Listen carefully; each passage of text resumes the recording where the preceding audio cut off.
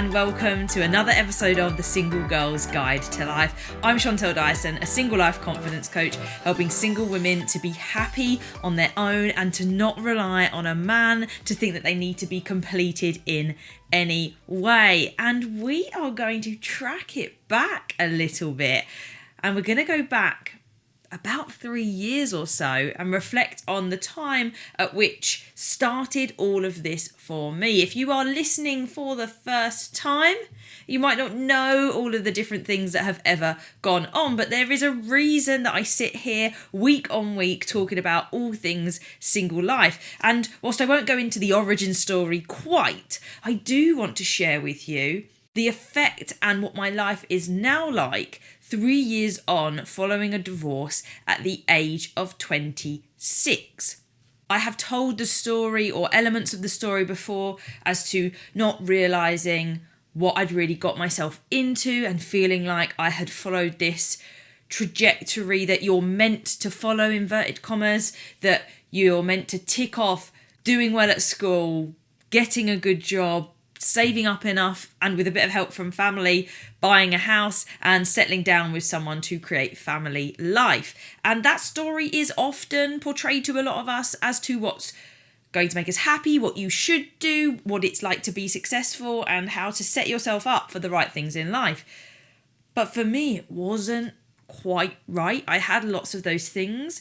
And whilst I wasn't incredibly obviously unhappy, I also wasn't particularly happy and I was very indifferent about things and it just didn't mean anything in particular. As I say though, that kind of element of things I have gone over before, and you can go back to some of the earlier podcast episodes, particularly to do with the quarter life crisis, because that to me was a clear example of a quarter life crisis. Any of those crisis points are points at which you question your situation and your identity within them.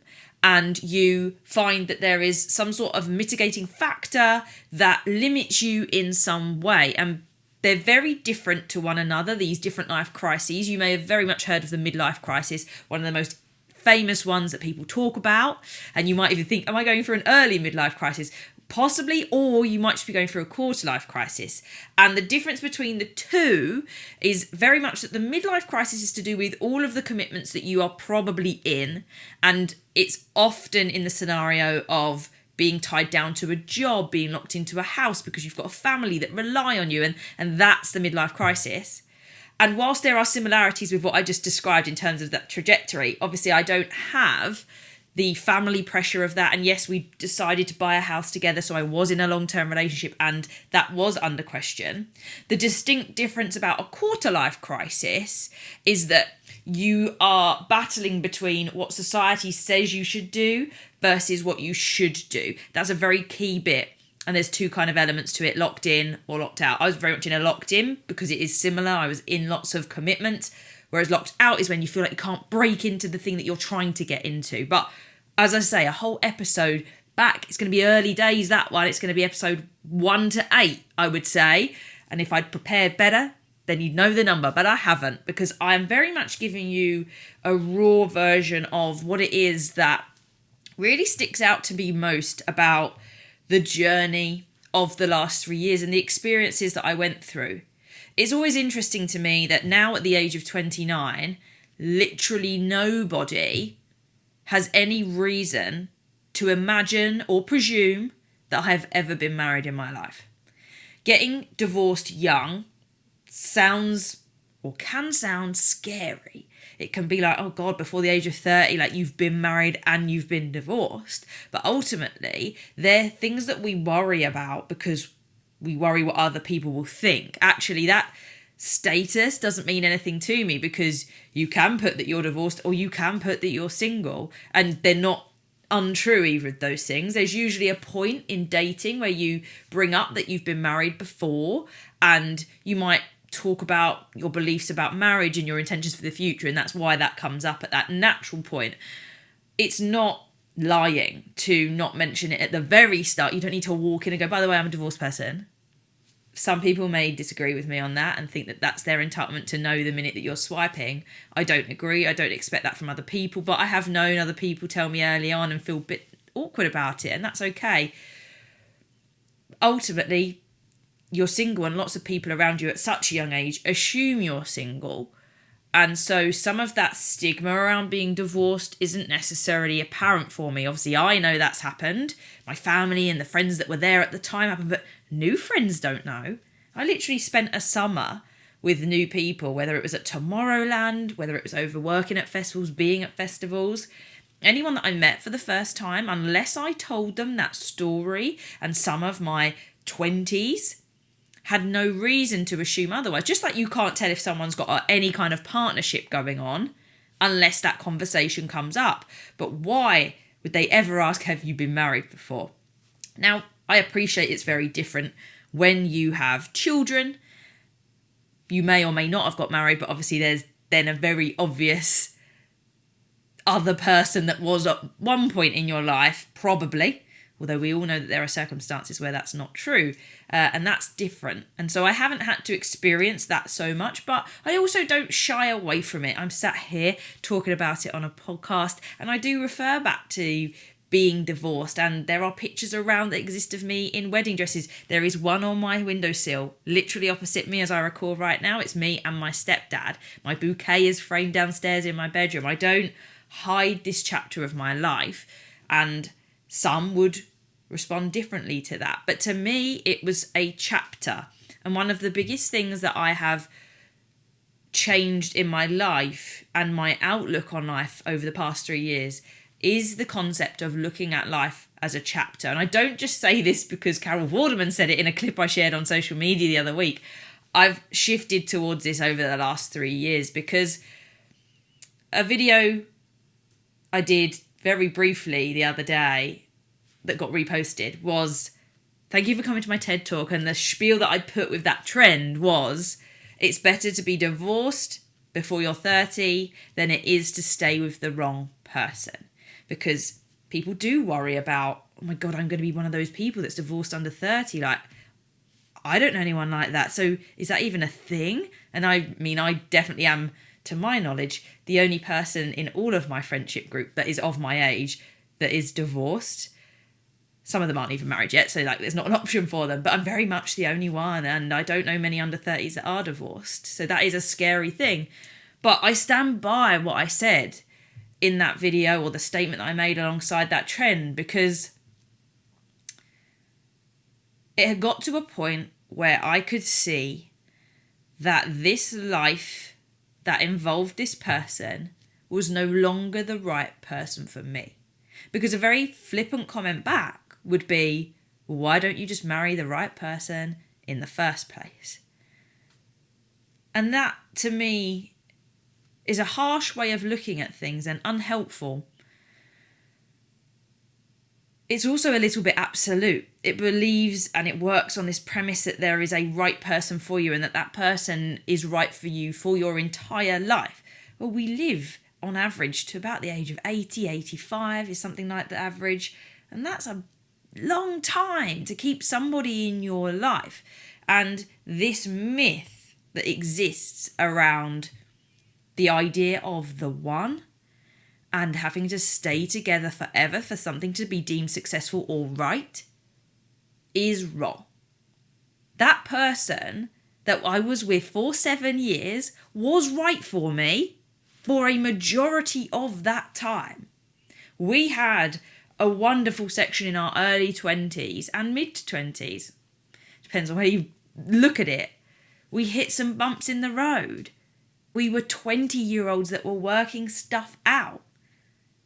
And no, I didn't get married with the intent of thinking I would get divorced ever, but not least that quickly.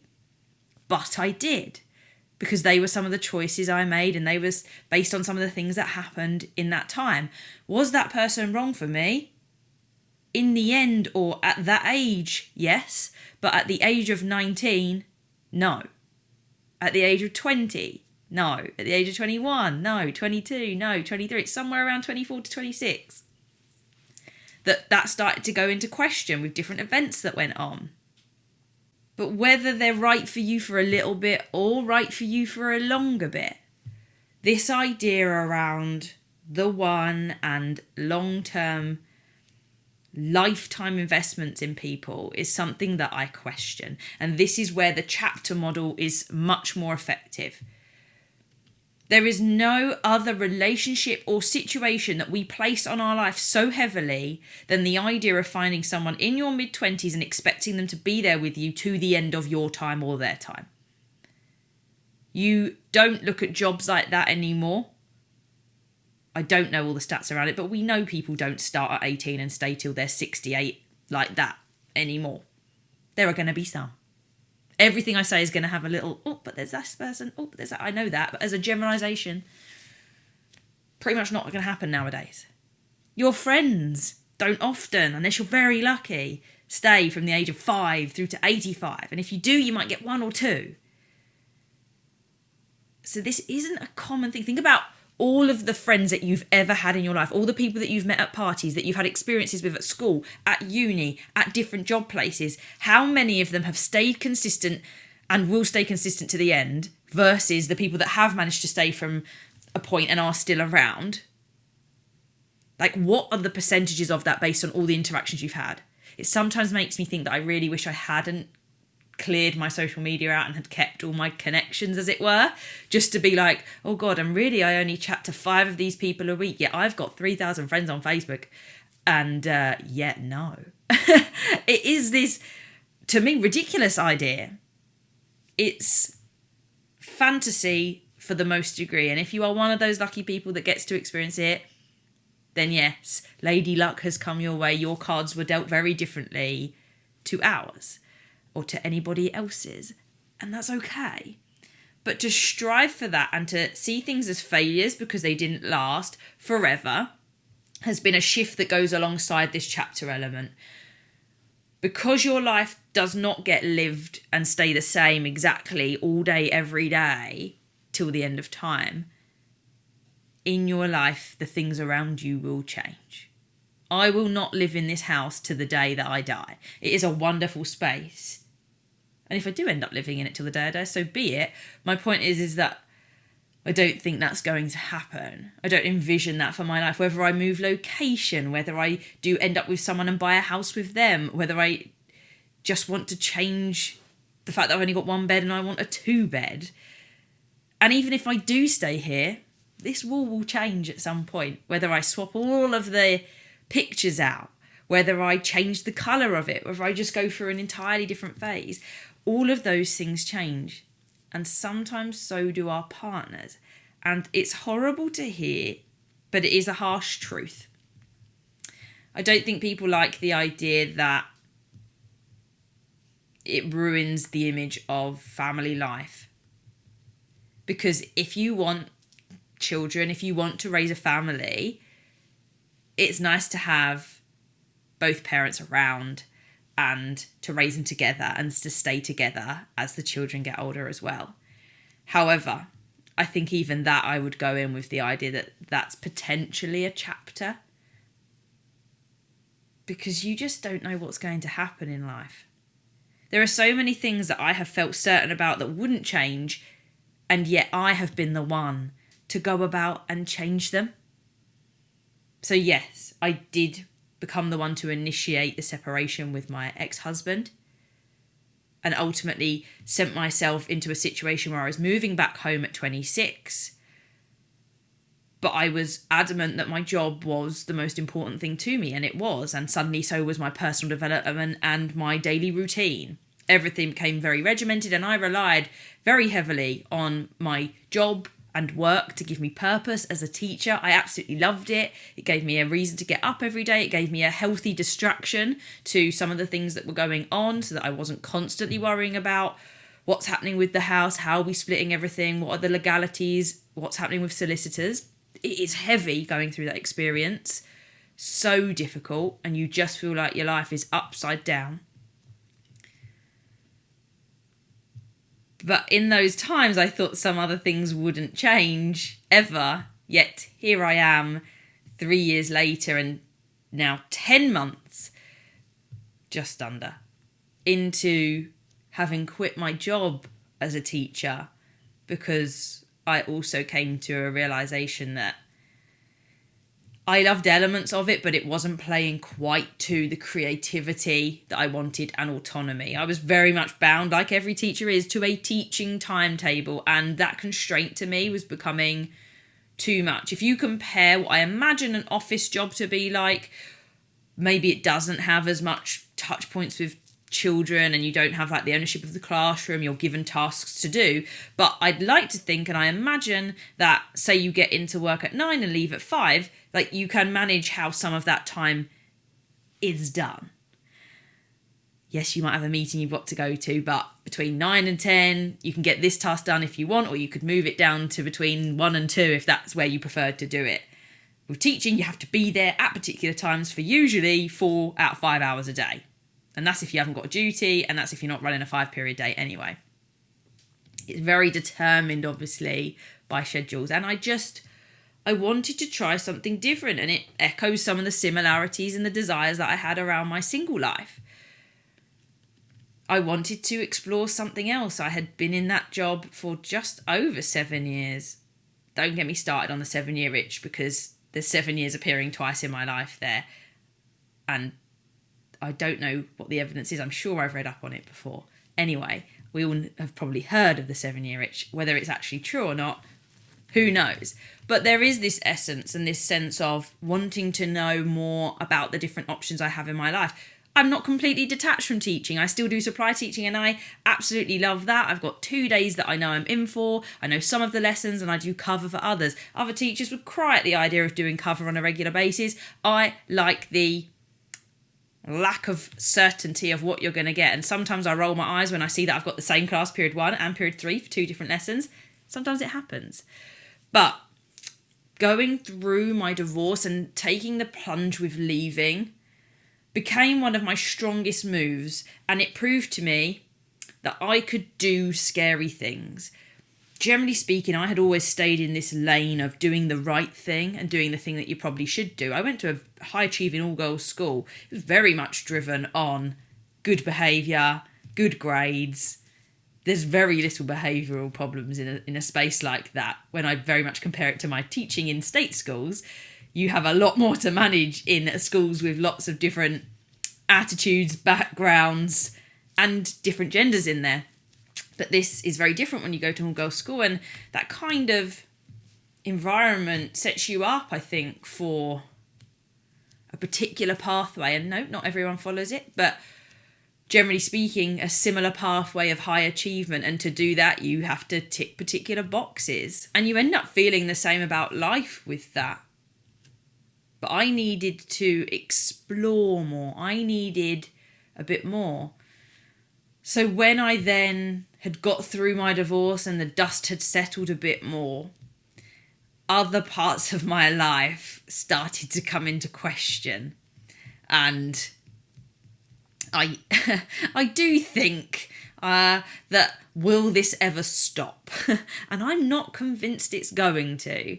I think someone like myself that has that question about life, that doesn't just want to accept what they're told is the best thing to do, but wants to have a very clear and direct experience and to have made that decision themselves, is always going to, in the back of their mind, question, is this the right thing for me? And does it work, and what doesn't work? And you can just change the situation that you're in and adapt it and funnel it. But I couldn't see a way in teaching that meant I could get some of the creativity that I was really looking for, and autonomy. There are a couple of things and jobs that I've learned about since that teachers could very easily go into, like curriculum design. That would be a wonderful thing. But again, I'm working for someone else, and I think that drive for working for myself was there.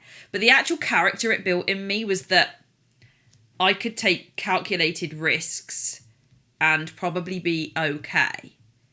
So since the divorce and letting that settle, I have also quit my job, as mentioned, and I now do supply teaching amongst running deliveries for Amazon Flex, amongst working at festivals ad hoc and helping out with AmJam societies. Plus, of course, the main thing that I did that for was to run this full time, a mixture of coaching and single events for single women to make new friendships, because I realised that was part of the thing that I had been looking for, and what I relied on most during my single phase was the friendships that I had failed to properly maintain. I didn't break up with anyone friendship-wise per se. You had the natural drifting that I spoke about in the friendship breakup episode, maybe 15 to 20 episodes back or so. But I also failed to realise what it really took to be friends with someone and not just be an acquaintance. I learned a lot about relationships all round, whether it's romantic, platonic, family, friends. I learned a lot about interacting with people at work, so much interpersonal skill stuff that somehow I didn't learn very well necessarily at school, or had no need to learn there, or even at uni. Some of it was coming to light now I think about it, but not clearly enough. There was clearly enough support circles for me to not be challenged in some of my ways, maybe. But I learned a lot about developing true friendship, being there for others as much as they had been there for me, and learning how to let people in to share some of the most vulnerable parts. And you might think that that seems like an unusual comment as I sit here sharing some vulnerable elements of my life to a public domain. But there will always be that deeper level that my friends very much get. And they get the live version. They get the daily confusion, upset, joy, wonder, happiness, depression. And I say depression in the sense of feeling depressed, not going through that medically. I think that's really important to understand. Learning how to maintain a friendship over time without getting to catch up with them all the time. Learning how to set boundaries with people and saying no to things that feel obligatory. It was all of these elements that meant I was continually working on my character, continually working on how I communicated with my community and how I developed a sense of support from those people, and then how I went out there and had the courage to then boldly do the things that I've done since. And not just quit my job. I also have bought this place. I am in a very privileged position. I superbly understand that. And it was thanks to the teaching job that I could do that. I've also gone out and done all of those fun things, the solo trips that you've seen. It does not faze me to go to things on my own predominantly. And I remember the first time that I did the solo trip, which was the road trip, which was Manchester, Dorset, Southend, Norfolk. A really random trip based on lots of different events, as opposed to it ever being a really overly planned thing before I did it. I remember the nerves of broaching the conversation that had been presented to me. I was in the pizzeria next door to the Albert Hall in Manchester ahead of seeing Stephen Bartlett's Diary of a CEO live that I'd won tickets for. And I thought I would talk to someone at the event. But prior to that, I had been put on a table that faced the pizza ovens that was, just for me or whoever else was there. But it was just me. But halfway through, someone did appear. And I knew this was my opportunity to have a conversation with them. And honestly, the overthinking that went through my mind of how do I start this conversation, the absolute nerves, and my legs were going, and I'm like, what am I going to say? I can't even remember what I said in the end. Are you here on your own was probably it. Maybe one of the earlier episodes where I recall this story would tell me and remind me. Maybe someone else knows the answer to that because I can't remember. But I had that conversation, and ever since, I've just been a little bit better at broaching conversations with people in general and not being afraid to ask for help, to say hello. I'd never done that in a setting where it was like organised. So when we were working on a festival, I realised I'm going to come together with loads of people that I don't know working wise and we're going to get on. But we've got that common thing. We all know we're there to work. And the same for when I went to Tomorrowland on that group experience. We're all there to enjoy the festival. So that's very different. I can muddle in with teams real easily, but I'm talking strangers. That this person that sat next to me might not have been going to the event that was next door, but I had my bets on that they probably were. That's why they're on their own. And they were. And, you know, that gave us a quick level of commonality that meant we then sat together during the event because it was open seating, and the rest is history. It was a very short-lived experience of getting to know them, and it was a nice little evening. That, I don't know if I'd have pushed myself to do quite so much in my relationship. And I've learned a lot about how to push myself out of my comfort zone and to generally keep one foot out of it, or keep making sure that one foot steps over the line regularly so that you don't get too comfortable with things. Being comfortable to me is almost a point of danger, where if you don't change things, someone else is gonna, or something else is gonna come along and change it for you. So you might as well keep yourself in a state of, well, I'll just change that up and I'll keep trying things that way and doing it. It's exciting to me to do it, and other people would freak out, but you realise that what's the worst that could happen? Like, I put myself out there in comfort zone of the Single Girls Club all the time. We try a different event. We go to a new venue. Manchester didn't work the first time. People could have looked at that and said, you've got egg on your face, you've made a fool of yourself, why would you try and go to a different venue too soon? And all I keep getting told is that you guys want the Single Girls Club in more places. And I'm like, I don't know. I clearly didn't get something right. I clearly didn't do something quite the right way that got people's attention. And we know that there was a very quick turnaround for that. So I went, okay, I'm going again. We're going to do it. And okay, if this keeps happening, then I've got to really look at why it's not happening really specifically, and maybe it isn't right. But as I thought, it did go better. It had a longer run up. We did different techniques to get people to know about it. And voila, we had 15 people at the first Manchester event. And the second one, the new second one, is about to go ahead at the end of November. It's all about learning. And I touched on this a second ago when I spoke about the fact that I had learnt so much about interpersonal relationships. But the other thing that I learnt so much about during this time was about relationships. I don't think I'm an expert, but compared to where I was at the start, I'm an expert. I'm an expert compared to the 26-year-old Chantel that didn't have a bloody clue, really. I look at things differently now. I'm very open to the different way that people do it, the different ways that I may do that, the different structures you have for relationships now. And I know so many of you that will be listening will run on the operation and that basic template that we're given, which is the trajectory to move through life together with one singular person, build that life, and it will not falter. But as a child that went through divorce, or the parents went through it, as someone that's gone through divorce, I can't believe that. And there are so many factors that play into relationships. I don't mean to shatter people's dreams. I think I just take a realistic approach to what I think happens in life. And Rosie Wilby talks about this idea around long-term monogamous relationships as opposed to just having the one. And I do think that that's something I look at in that way. Is that the reason that I confirm my desire not to have my own children? Because children are a lifelong thing for me, maybe. Or maybe I just really don't like the idea of being pregnant. That was in existence before I left my marriage. It was part of the thing that came up when the pressure of children came up. So that's not a new feeling. Not okay with that. I actually think I could be a very good mother in terms of raising children.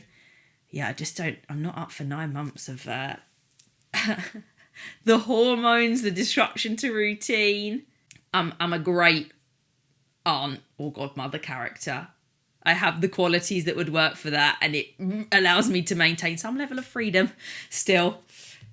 And I'm happy to change my mind and accept that I say this today, but at 33 could think things very differently and will face different challenges at that time, if so. My outlook on life is different, not just for my life, but for everybody's life. Each to their own, as long as you're not hurting people with intent. Try not to hurt people. Try to be upfront. People get themselves in messes all the time, I understand. To me, the Chantel that has developed since is a completely different character to the Chantel of the early to mid-20s. That's an entirely different person. We hold similar values, personality styles and things, but the actual amount of development that's there has been my most powerful thing, and it's something that I continue to do. I like constructive feedback, and I will listen to what people have to say about my approaches. And sometimes my approaches aren't going to suit everyone, because we as people aren't made for everyone, whether that's a romantic partner, for the people we work with, for the audience that listen to or hear me because they come across some of my content. Not everybody is going to agree with what I say 100% all of the time. And sometimes they're just never going to agree with anything I say at all, because I see things one way and they don't. But I'm not afraid to be who I am now. I am very much me, and I am very much stepping into that unapologetically and using it to my advantage, using it to bring you content, using it to design a life that allows me to do the things that I want to do, and to live a life that I decide what makes it successful, what makes me happy within it, what is acceptable, where I need to spend my time. And I'm not going to get it right all the time. I'm not going to be perfect. I will change things and regret things and wish I'd done it differently at a certain point, but ultimately we're all learning at any given moment. This has been a very personal one. There was no script for this. There was no bullet points. I'd vaguely done it the other day, but I have no idea what that piece of paper is. You've heard today some of the things that instantly come to my mind when I think, what has this time really done for me? And how have I changed as a person? And what experiences have I gone through in the time that I have? Single life is all about some of these things, and some of those things will resonate with you. Some of those things will suddenly become apparent to you that they're things. And some of you will have different experiences to what I have had going through a divorce or breakup or just being long-term single. It's why I'm here. It's why I do what I do.